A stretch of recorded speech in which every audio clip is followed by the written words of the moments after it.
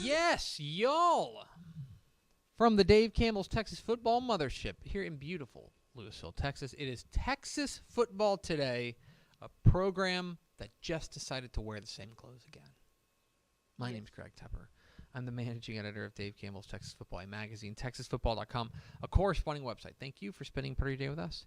Whether you're watching us live, TexasFootball.com, Facebook, YouTube, Twitch, Twitter, all the places, or you'll listen to the podcast, which you can subscribe to on the podcast vendor of your choice. Either way, thank you for doing your part to support your local mediocre internet show. I am sitting over there at the helm today, making us sound good. She is the Dutch of the Dorks, Miss 305, Miss 956, Miss 915. She's Ashley Pickle. Hello, friends. Oh, wow. Okay, Jim Nance. That's funny. The Pickle family booked a trip to the 915 last night. Well, Wednesday night. Wow. Really? A Pickle family trip to El Paso? Mm-hmm. That is doing things right. That's elite, isn't it? Wow. My brother is still, I feel like he feels like 90% of the way people think about El Paso. If you don't know anything about El Paso, you're like, why in the world are you going to El Paso? And then you go to El Paso and you're like, this is why you go to El Paso. Rocks. Yes. And Jake was like, is Dad serious about this? Like, what? And I was like, my guy. Just trust me. He's like, all right. When are you guys going? January. Okay. That's why I asked if we had MLK Day off. We're going that weekend. Mm-hmm. Yeah. So That's actually pumped. That's actually I presume you guys are going long weekend. Yeah, basically. Long weekend. Yeah. That's the perfect amount of time. I'll for El leave Paso. that. I'll be out. Yeah, Friday and Monday. So I bet you do could that. You get 4 days out there. And two, if you missed it, Southwest Airlines was doing that massive 50% off sale. So, man, tickets out there, cheap as hell. Let me do some quick research here because I think you might be even smarter than you thought. Oh, too bad. I was going to say UTEP men's basketball is on the road. Man, that would have been maybe cool. maybe the women's team's in town. Yeah, and the women's team always rocks with El Paso. Mm-hmm. I like watching them play. Mm-hmm. Not a bad idea. Just call our buddies out there and get a tour of the Sun Bowl. Ray Aguilar is going to get a text from me because LP's dream is to see R.R. Jones in person. Oh, it'll happen. That's awesome. I'm envious. Dude, I am so pumped. And it's just so funny because we haven't taken a trip, just the four of us, since probably I was in high school. Mm-hmm. And we're bringing it back with El Paso. Like, how much does that rock? Oh, that rules. Anyway. Well done. Yeah. Well done to the Pickle family. Thank you. The Pickle family is the TFT up. Listeners of the week. Congratulations to the Pickle family. That rocks. Today is Friday, September 29th, 2023, 55 days until Thanksgiving. This is important. We don't normally like to give happy birthdays to people who have passed. However, 100 years ago today, Bum Phillips was born. The great Bum Phillips. There you go. Happy birthday. Big Love 100. you, Blue. Happy heavenly birthday to Bum Phillips. 100 years ago today. It's episode 1661. On today's show, folks, got some financial advice for you in Craven Bets, our weekly segment where we break down the best bets on the college football world in the state of Texas with our financial advisor, Mike Craven. And then back half the show, it's Helpful on a Mailbag Friday. We gathered your questions from hither, from yon, and we gathered them together, and we will answer the best of them coming up here in the back half of the program. If you stick around with us, a reminder that tonight, Dave Campbell's Texas Football tonight, 7:30 p.m. to 10 p.m., live whip-around coverage of the best Texas high school football games from across the state. Live for free everywhere on TexanLive.com and on YouTube. If you want to go check that out, you can go to TexanLive.com. We do want to encourage you to become a Dave Campbell's Texas Football subscriber. You get all the games then. But, like, if you just want the whip-around coverage, you can get that for free at TexanLive.com. Tonight, 7:30 p.m., it's Nick Lalpius and Ishmael Johnson on the desk tonight. So make sure you tune in for that. And actually, I'll just pull back the curtain a little bit for this because I'm not – that's your baby. Mm-hmm. I have my own things to do on Friday night. However, I did get to witness Greg Powers recording the Cruton Corner. Yes. And, isn't it just beautiful? It's majestic. And honestly, you should tune in exclusively for that. Yes. If you just tune in for that and then you tune out, I understand. Yeah. That's fine. That's the real highlight. It rocks. So make sure you tune in for that. Tonight, 7:30 p.m. The Cruton Corner has its own wipes, too, so it says Dave Campbell's Cruton Corner on it when it goes through, and Powers thought that was the single coolest thing on the face of the planet. Fabulous which production he's not value. wrong. Fabulous production value. There is another large slate of college football games this weekend across the Lone Star State, and you're probably wondering, hey, what should I do with my money? Great news. We talked with Mike Craven about it in a segment we call Craven Bets.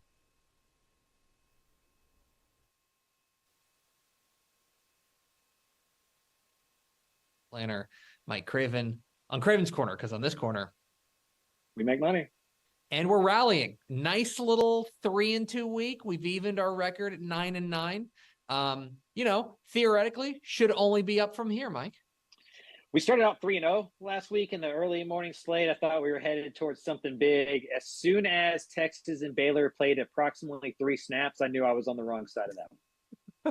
Well, you win some, you lose some. And as long as we win more than we lose. 5 picks this week. We start in Lubbock with Houston's first ever Big 12 road game as they travel to take on Texas Tech. Texas Tech is an 8-point home favorite, and that is good enough for you to lean towards the Red Raiders. Texas Tech has been Jekyll and Hyde, road and away. The home version of Texas Tech has been very good.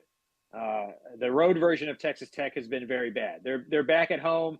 They have a whole week to prepare Baron Morton to be the starting quarterback. And then conversely, they're playing a quarterback that they know a lot about. And so I'd imagine Texas Tech has a pretty good game plan. They know what Donovan Smith is good at. I'm sure they know what Donovan Smith struggles with. And so it feels like Texas Tech has the advantage of being home, plus knowing a lot about the other guy on the side of the field. It's not just the wins and the losses. Texas Tech under Joey McGuire only covers 29% of the time on the road. They cover 2/3 of the time at home. On to El Paso, where Louisiana Tech comes calling to UTEP. UTEP is a 1-point home favorite, functionally a pick'em, and you like the visiting Louisiana Tech Raiders. This feels like a line is wrong. It feels like the wrong team is favored here. I think I would take La Tech minus 2.5, right? So if you give me La Tech +1, I feel pretty good about that. UTEP at home is different than UTEP on the road. El Paso's, a different place to travel to because it's so far out of the way for a lot of these teams. But La Tech's a decent squad. They can put up some points. Not sure the health of Gavin Hardison and a couple of the star players for UTEP, so I'll lean on La Tech's side here. UTEP under Dana Dimmel is under 500 at home against the spread, at home as a favorite against the spread, and coming off of a loss, they are under 500. So those 3 things should tend to lean towards Louisiana Tech. On to, I guess now, the new hottest team in Texas. I said it was Rice. Now it's Texas State, which might be a kiss of death considering we talked about Rice last week. But Texas State taking on the road to take on Southern Miss. They are a 5.5-point road favorite, but you are riding the hot hand with the Bobcats. Riding the hot hand. They played great in the second half, scored 21 points in that third quarter to erase a 17-point lead. Feel like they got it cooking offensively, which is always going to be good. The Texas State defense has quietly also been really good. They were good last year, even with the struggles under Spavital. They've been decent so far this year. I just feel like they played a really bad 2 quarters in the first half against Nevada. So I think they're going to come out and play strong early on.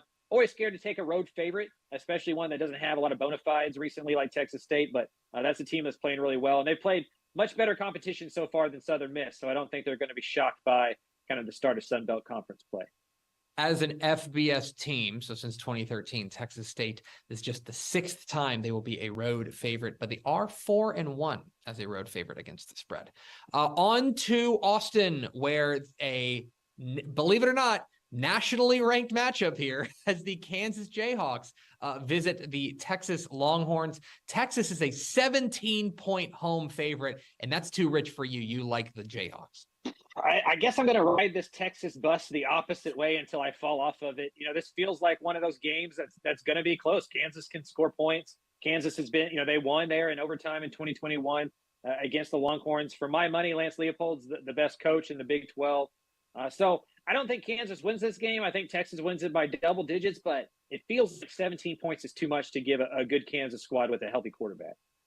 Kansas is actually 7-3 against the spread in their last 10 against Texas. So that would tend to follow that train of thought. Finally, let's go to AT&T Stadium in Arlington as what do they call them? The Southwest Classic or something. It's the Jerry Jones Bowl as Arkansas takes on Texas A&M on a neutral site. Texas A&M is a 7-point favorite in this game. That line is moving. No, we were talking about this earlier that the public money's starting to come in on Arkansas. But if you can get it at 7, you like Arkansas plus 7. Yeah, even if it's 6.5, buy that extra half, get you 7 points on that side. Texas A&M tends to win these games lately. They've won 10 out of 11 since they've joined the SEC. But 6 of them have been one possession games. This is usually a really close game, including last year, 23-21. Max Johnson started that game. Max Johnson's going to start this game. So Arkansas's played against him before. This feels like one that A&M should win. I just don't think that they're going to win it by more than a touchdown. Yeah, it does tend to be close. Actually, the underdog is 4-0-1 in the last 5 meetings between these two. And if you're in a little bonus pick, the under is 4-1 in their last 5 in this matchup. There it is. Craven bets here on Craven's Corner, because on this corner, we make money. Born and bred in Texas hits a little different, as it should. Texas loves doing business with fellow Texans. VCR now takes its Texas roots as seriously as its many partnerships with schools and universities around the state. It's also why we're so proud to promote our brand in the pages of the Texas Bible, Dave Campbell's Texas Football, and on the airwaves of Texas Football Today. Driven by producing quality broadcast video, state-of-the-art audio, and LED video scoreboards at affordable prices, VCR now makes sure to listen to your needs in its athletic department before recommending the next best steps. Building great products is our business, and it's our focus on building meaningful, long-term partnerships with our clients that sets us apart. From our 24/7, 365-day help desk, the training lab in our hometown of Red Oak, or our sports marketing business plan that puts money back in the hands of our athletic departments we support, VCR Now is built to last. Reach out to us today at info@vcrnow.com or by calling 855-GO-VCR-NOW. Again, that's info@vcrnow.com or by calling 855-GO-VCR-NOW.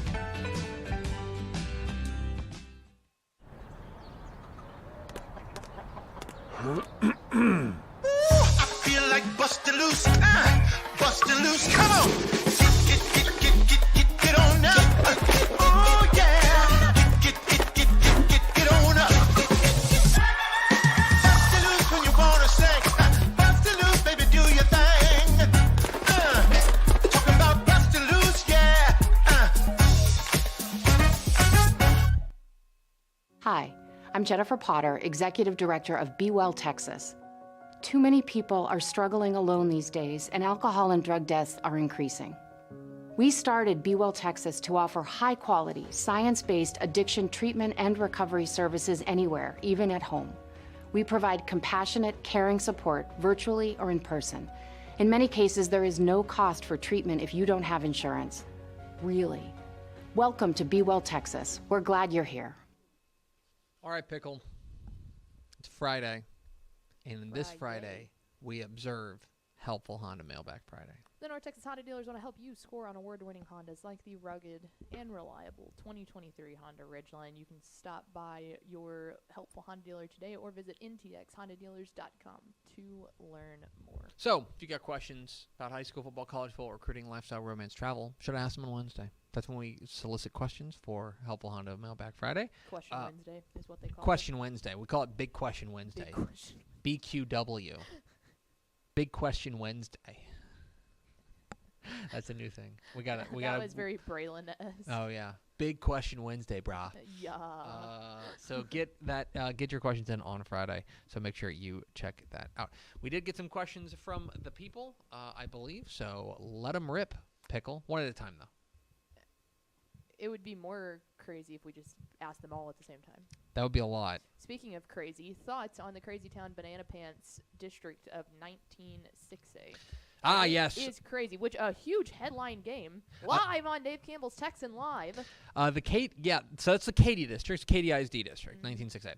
And to be clear, everything was kind of bobbing along and everything looked pretty normal until Katy Jordan decided they wanted to be really good at Katy football. Jordan, for sure.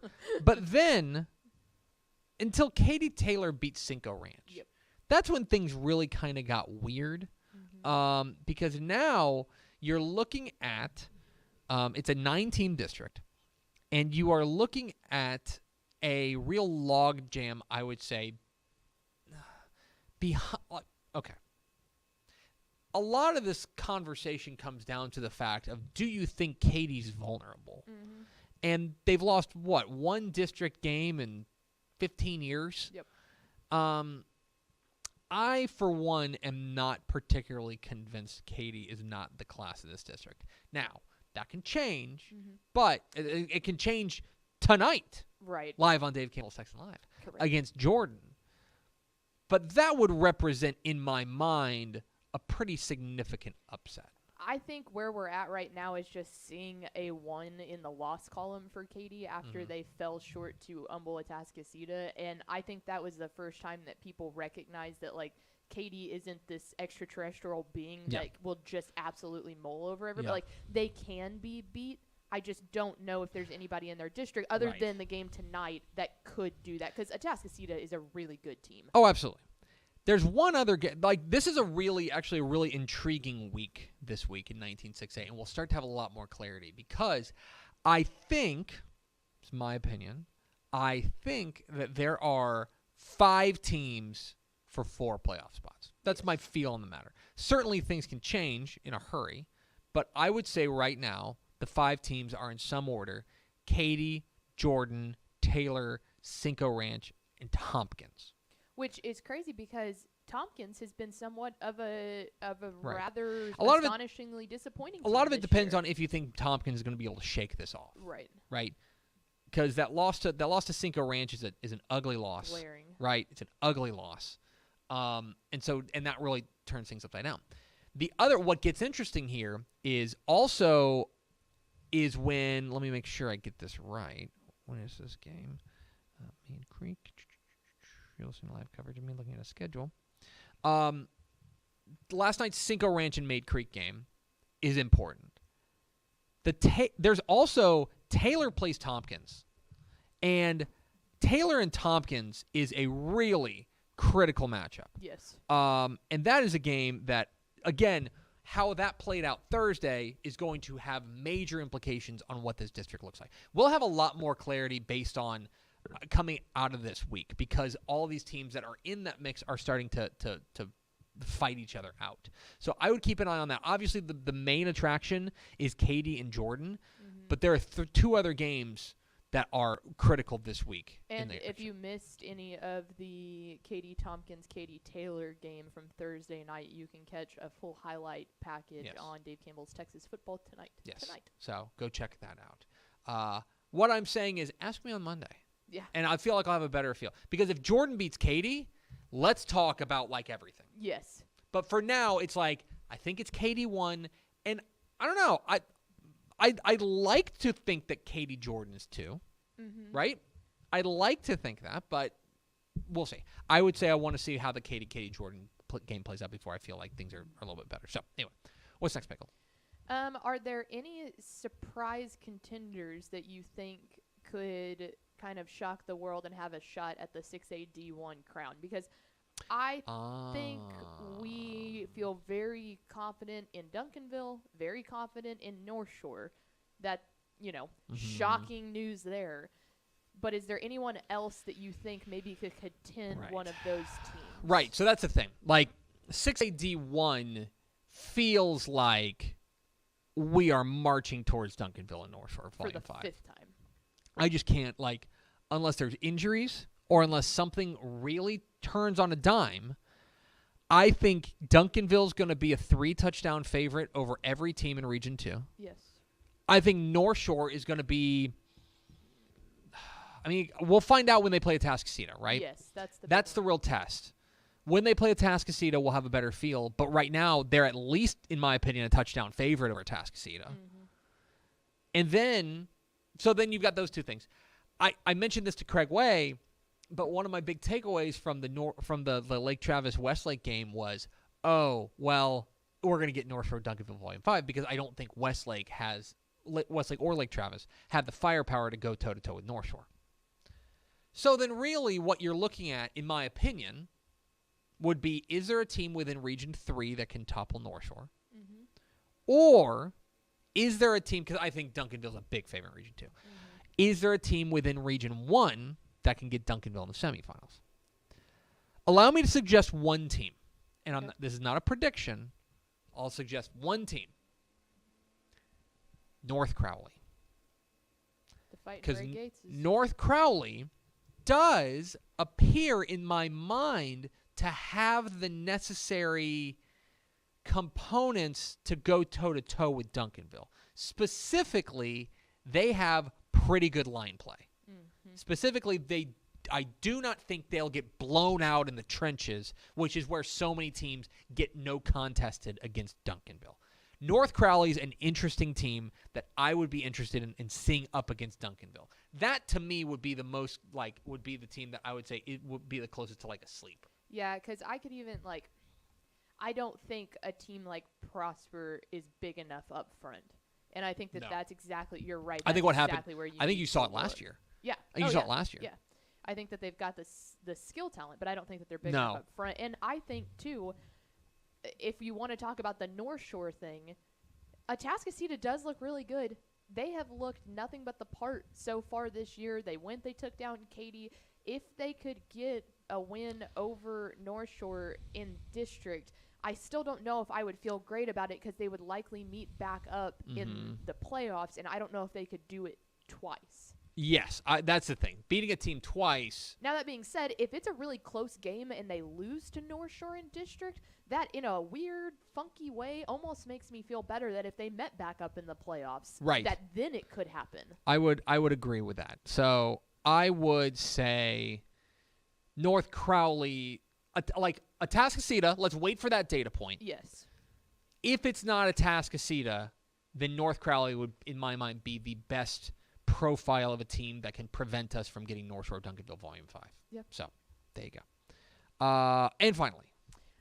Let's go to the college ranks. What happens to your expectations for Texas A&M now that Conner Weigman is out? Which is just, that was a sad blow for him. Sucks. It sucks. From the fact that he was also just a high school football player that we love that ruled. Yes. Absolutely. When he was at Bridgeland. # Maximum Bears. # Maximum Bears. This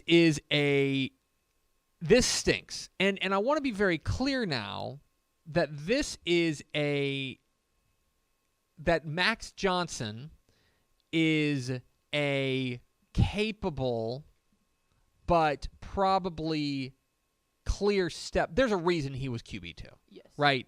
I mean, they don't have some guy who's just happened. I think this would be a different conversation if Max Johnson weren't a known commodity. Yeah. Okay? We know what Max Johnson is. Max Johnson, pretty good quarterback. Yeah. He's a great backup quarterback. Right. But you don't want to have to start him going into SEC play. No, exactly right. And so when you take a look at the schedule, and I think that a lot of it depends on where you started with this team. I was super disappointed by the Miami loss, but obviously last week against Auburn, defense, the last 2 weeks, the defense has been better. Mm-hmm. You got to look at the schedule, and I hate playing the schedule game, but you got to look at the schedule. Arkansas, in my opinion, was always going to be a pick'em. It's still a pick'em with Max Johnson. It's a pick'em. Alabama is such a mystery, and especially at Kyle, it's interesting. But it's hard for me to fathom Max Johnson beating Alabama. That's me. At Tennessee, Tennessee's been a little bit of a mystery too. But they do appear to be the kind of team that is set up to expose what A&M does poorly, which is cover in the secondary. Mm-hmm. So a lot of that, like I don't know if they win that game with Conner Weigman. Yeah, an X right? and O matchup. South Carolina's interesting because Spencer Rattler's the hottest quarterback. And now that Conner Weigman's hurt, unfortunately, Spencer Rattler's the hottest quarterback in the SEC. At Ole Miss and Mississippi State. Mississippi State's riding the struggle bus, but at Ole Miss ain't going to be any fun. Mm-mm. Then they get ACU, and then they're at LSU. I think with Conner Weigman, I think they were looking at probably 8-4. Yeah. 9-3 if you go and you surprise ones. Games. Yes. Yeah. I think you're looking at 8-4, 9-4, 8-3. Without Conner Weigman, I think that's one game. So now my expectation is the high side is 8-4, the low side is 7-5. Obviously, look, the wheels could obviously fall off, and they could go 4-8, and there would be the what if of like what if Conner Weigman played. But I still have pretty serious concerns about this secondary, and there are a number of teams on this schedule, specifically Tennessee, South Carolina, Ole Miss, and LSU, that are going to cause them trouble with that. And if you can't outscore your problems, like, because that's the thing. Let's go back to that Miami game. They almost outscored their problems. Like, it was a 48-33 game. Mm-hmm. Weigman threw a bad interception, but then he threw a bad interception when they were chasing late. He threw another interception, but that was because a receiver fell down. Yep. They were, like, Conner Weigman was their best player in that game. His stat line was great. The interceptions, the stat line was great. And yeah, and again, I think there's contextual reasons for both those interceptions. I lower my expectations by a win. Mm-hmm. Right now, I would say that my median expectation would be 7-5. If they overachieve, they're 8-4. If they underachieve, they're 6-6. But that's where they're at. What does that do for A&M moving forward? Boy, it's big questions, but it's an unfortunate set of circumstances, plain and simple. But I do think that you have to readjust your calculations, because I think you have to expect that offense is going to take at least a half step back through no fault of Max Johnson's. But I think we just know what he is. This is very different from, I think, when we had the inverse of Conner Weigman taking over for Max Johnson, because Conner Weigman was an unknown. Yes. It was like, oh, maybe he's just got the juice. Yep. Max Johnson's a known. We know what he is. He's a solid, not spectacular quarterback, and I think the offense is going to take a step back because of it. I agree. So, there you go.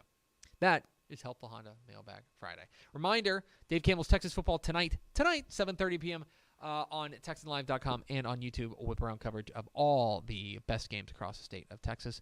Before we go, Pickle, there's one last thing to do, and that is to find out who is the Week 5 Mr. Texas Football Player of the Week.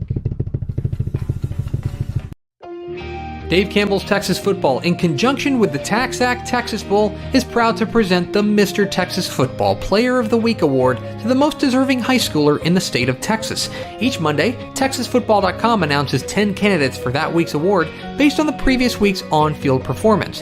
Fans then decide the winner by voting on TexasFootball.com. Congratulations to this week's winner of the Mr. Texas Football Player of the Week award. For more information, visit TexasFootball.com.